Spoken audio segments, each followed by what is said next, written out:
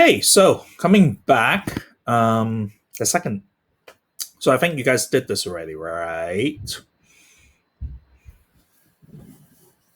Okay, now, if you haven't done that yet, make sure you pause the video, go back and do this first, okay, before you watch this. Now, for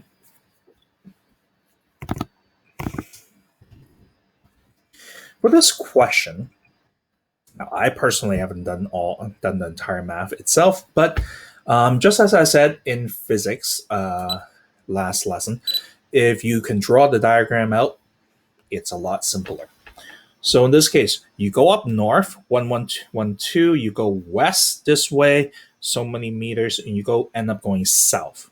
So you're trying to find, well, you're trying to find distance, and then you're trying to find the displacement. Now, distance is simple. Distance is just this, right? So you end up having a 2,000 something. I'm just guessing right now. But if you're trying to find the displacement, what you need to do is this. You need to recognize that you actually go up so much. Your triangle, and you're always going to be dealing with triangles. You're always going to deal with triangles. So in this case, you might as well you're going up this way and then came back. So you might as well just find this side would be 1112 minus 864 meters. That will give you some smaller number. I'm looking at this right now, it should be 200 something. And here you have 480 still. It didn't really change. And you use this 200 something. Let this be your A. Let this be your B. And then use Pythagorean theorem and then figure out what is C. Okay? So we'll do that. But right now, for our purpose of this video, we're going to move on.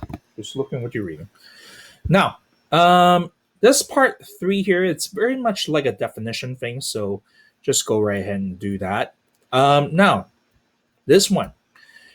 So, trigonometry. So, as I said earlier, there's some situation where you might not end up having a perpendicular triangle. Then, what do you do? So, in this case, let's read this particular question. So, Emma, Julia, and Mary and Michaela.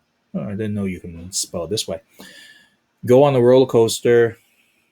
It takes them 950 east through a cutback, whatever that is, and then a 550 south through 4 loops and the end of the roller coaster.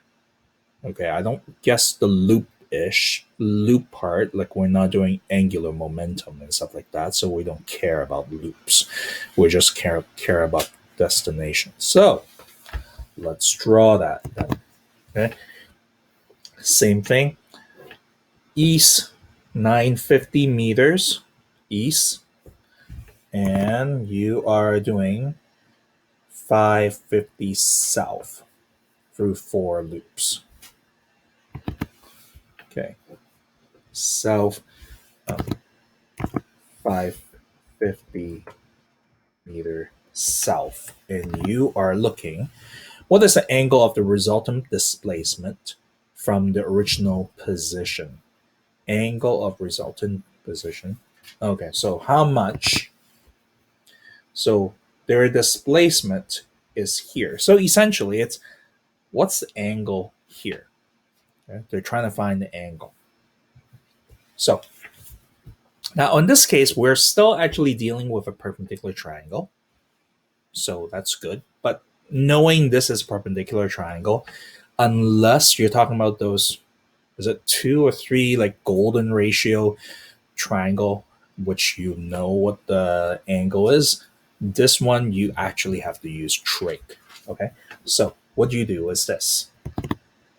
Now here, I don't know how much of it is a reminder, how much of it is new.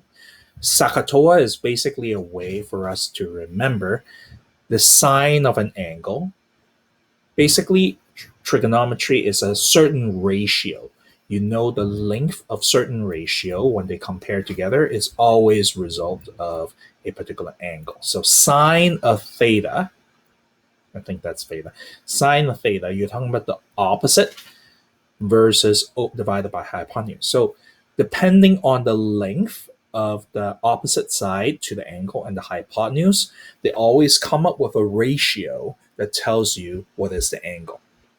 Different angle will result with different ratio.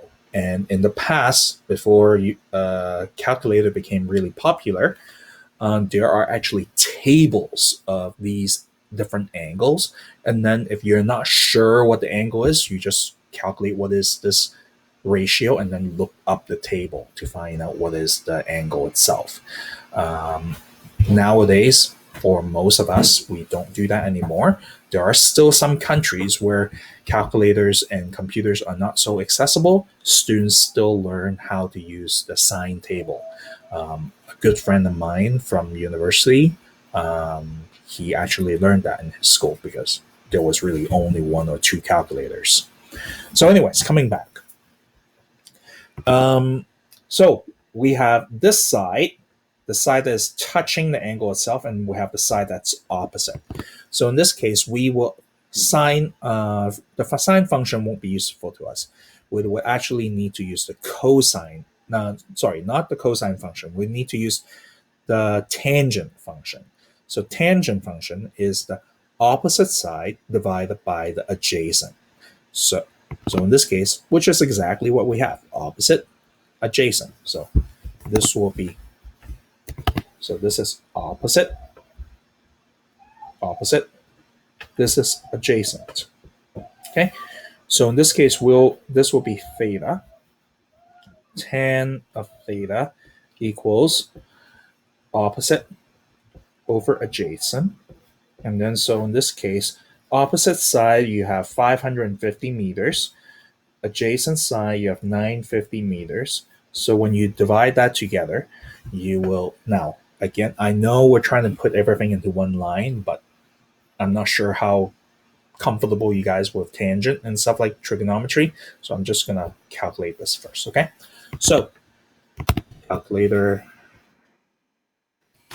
550 divided by 950, that will give me 0.57894. Let's just carry a lot more, okay? Now, in this case, now this is, right now, this tangent. That's the ratio, right? Of opposite over adjacent. That doesn't give me what the angle is right now. To find the particular angle, what you need to do is you need to do on your calculator tan inverse. So tan, look like 10 to the power of minus 1 and bracket 0.57897 dot dot dot. That's why the more digit you carry, the better and more accurate it will be. Now, look at the calculator. Go back to the calculator. So we are dealing with, how to use this thing. Yeah, I know, it's annoying. So tan inverse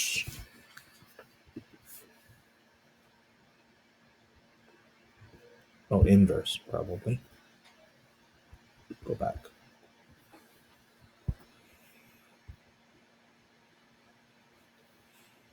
Oh, okay, so if you press that button, it shows that's awesome. So anyways, delete everything. So the inverse function. So tan inverse. Yeah, computer sometimes will call arctan. Arctan of 0.57897. Close that. So that will calculate. Whoops, I don't want that bit, but doesn't matter. Yeah, I want.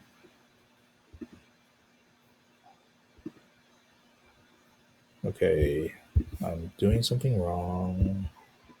Delete that little bit. Awesome, perfect. So, really? That seems a little funny. What seems?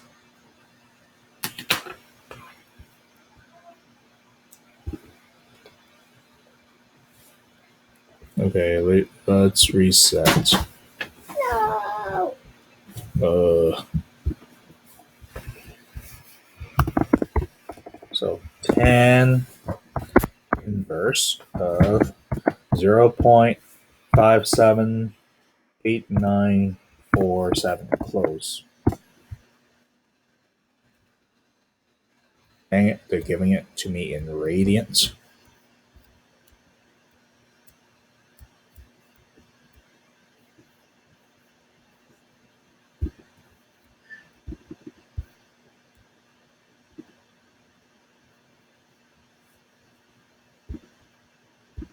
Tan inverse of 0.578947 close equal. Okay, this makes a heck of a lot more sense. So in this case, you have 30.0689856. Okay, and let's just round this to 1 decimal place, so it's 30.1 degrees. Okay, so we look back at our question. That's the angle.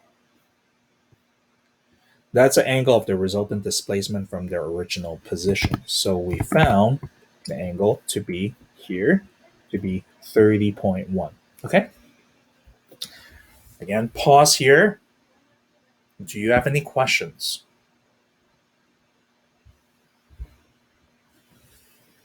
Now,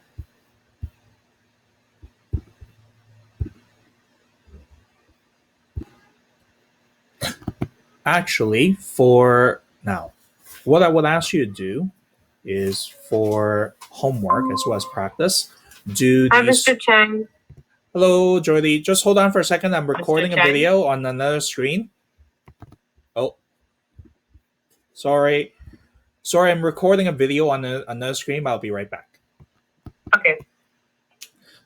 So in this case, just finish grade 10's just finish the homework here, the following few questions.